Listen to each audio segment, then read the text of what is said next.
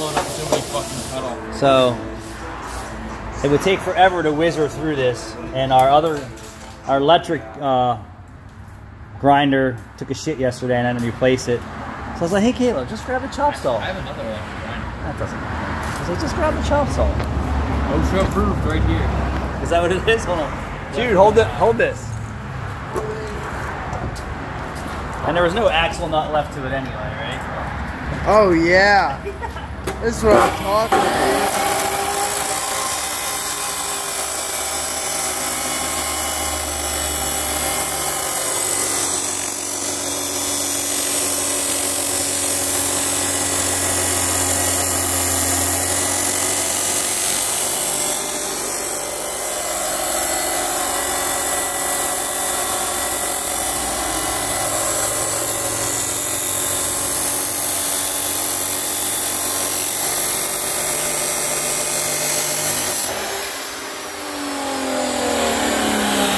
Had to do that is because I had to use my big sledgehammer to loosen it and air hammer, and then finally the axle came free.